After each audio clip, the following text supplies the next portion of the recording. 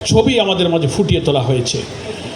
এ সব কিছুর যে বার্তা, এর সব কিছুর যে লক্ষ্য, একটা অভ্যুত্থানের মধ্য দিয়ে আমরা যে মানবিক বৈষম্যহীন একটি চমৎকার নতুন বাংলাদেশ চেয়েছিলাম, ক্ষমতাসীন দল ক্ষমতায় অধিষ্ঠিত হয়ে জুলাই অভ্যুত্থানের সমস্ত অঙ্গীকারকে ভুলতে বসেছে এবং অত্যন্ত বিস্ময়ের সাথে গণভোটকে অস্বীকার করে, জুলাই জাতীয় সনদ বাস্তবায়ন আদেশকে অস্বীকার করে, সংবিধান সংস্কার পরিষদের সমস্ত রাষ্ট্রপতির আদেশকে অস্বীকার করে বাংলাদেশের মানুষকে ক্ষমতাসীন বিরোধী দল যারা এই জুলাই বিপ্লবের বেনিফিশিয়ারি, তারা দেশবাসীকে বিস্মিত করেছে, হতবাক করেছে। আমরা আজকে রক্তাক্ষরে জুলাইয়ের এই চত্বর থেকে পরিষ্কার বলতে চাই, ক্ষমতাসীন দলের মন্ত্রীরা, বিএনপির মহাসচিব, আইনমন্ত্রী, স্বরাষ্ট্রমন্ত্রীরা আশ্চর্যভাবে বলছেন যে গণভোটের ব্যাপারে, সংবিধান সংস্কার আদেশের ব্যাপারে, সংবিধান সংস্কারের যে পরিষদ হয়েছে, কোনো ব্যাপারে আমাদের সাথে কথা বলা হয় নাই, আমাদের মত ছাড়ে এটা হয়েছে। বিস্ময়ের ব্যাপার, 17ই অক্টোবর জাতীয় সংসদের দক্ষিণ প্লাজায় সকল রাজনৈতিক দল ফ্যাসিবাদ বিরোধী সংগ্রামে যারা ছিলেন জুলাই সনদে স্বাক্ষর করেছেন, আর গণভোটার জাতীয় ভোট হয়েছে 12ই ফেব্রুয়ারি 2026।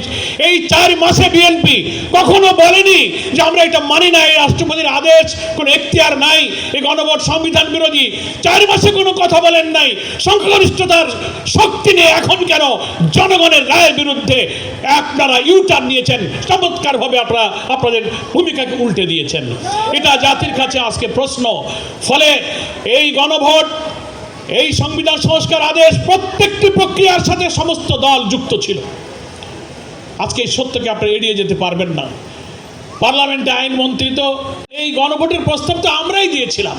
বিএনপির 31 দফার প্রথম দফাই হচ্ছে আমরা রাষ্ট্র ক্ষমতায় গেলে সংবিধান সংস্কার কমিশন গঠন করব। এখন ওনারা সংস্কার বোঝেন না, সংশোধনের নামে রক্তাক্ত জুলাই সনদকে এড়িয়ে তাদের মন মতো করে জুলাই সনদের প্রতি অবিচার করার ষড়যন্ত্র তারা শুরু করেছেন।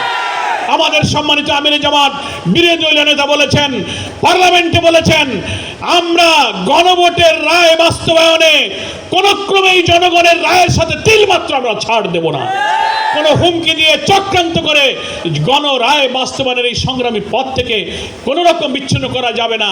যে জাতি, যে ছাত্র সমাজ রক্ত দিয়ে এই কঠিন ফ্যাসিবাদকে বিদায় দিতে পারে, সেই শক্তির সামনে আপনাদের মতো নতুন ফ্যাসিবাদের পথে যারা যাত্রা শুরু করেছেন, তাদের কোনো গুরুত্ব, কোনো মূল্য এই ছাত্র সমাজের কাছে হবে না।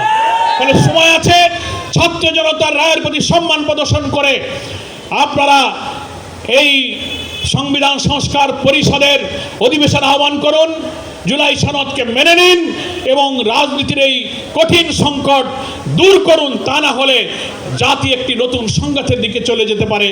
ছাত্র সমাজকে তাদের এই রক্তাক্ত জুলাইয়ের আন্দোলনের ঐতিহ্যের ধারক যে ছাত্র সমাজ, তাদেরকে এই গণভোট বাস্তবায়ন, গণভোটের রায় কার্যকর করার এই সংগ্রামে অকুত ভয়, মৃত্যু ভয়হীন সেই চেতনা নিয়ে রাজপথে অব্যাহত সংগ্রাম চালিয়ে যাওয়ার আহ্বান জানিয়ে আমি আমার বক্তব্য শেষ করছি।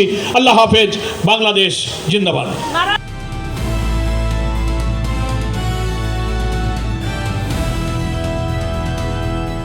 দিনাজপুর টিভি, মানুষের জীবনের কথা বলে।